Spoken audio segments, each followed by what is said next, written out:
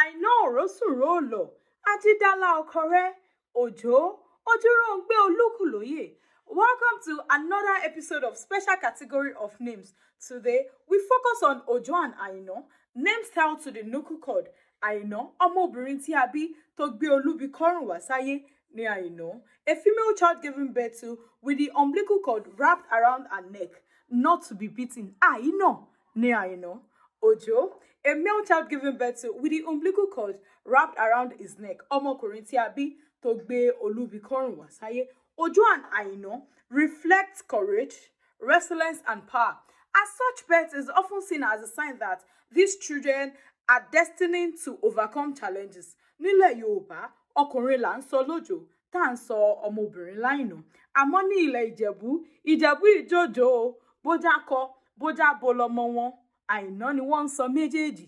Bó o bá lọ́rẹ̀ẹ́ tí ń já ìnà tó sì jọ́kùnrin tí mọ̀ wípé ilẹ̀ Ìjẹ̀bú ló ti wá. If you have a friend that bears AINA and is a male friend, just know he hails from Ijebuland, any part of the Ijebuland. Ijebu do not name their children Òjó, wọn ìjòjò. Àwọn Yorùbá àti ẹ̀mọ́ ọ̀kẹ́ àwọn ọmọ yìí lóríkì tó jẹ́ wípé inú wọn a máa dùn, orí wọn a máa wú.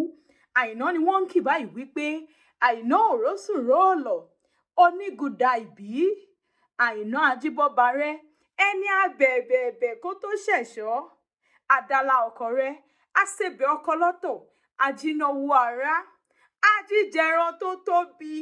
Wọn á wá máa kí àwọn Òjó báyìí wípé Òjó Ojúróngbé Olúkúlóyè, Òjó ṣukú làáfínà, ẹlẹ́wìrì ìjàkadì, Òjó òsì ńlé, ọmọ adìyẹ ń dàgbà. Ẹ fi fọ́nrán yìí ṣọwọ́ sí àwọn ọ̀rẹ́ yín tàbí ẹni tẹ́ mọ̀ tó ń jẹ́ Òjó àti AINA.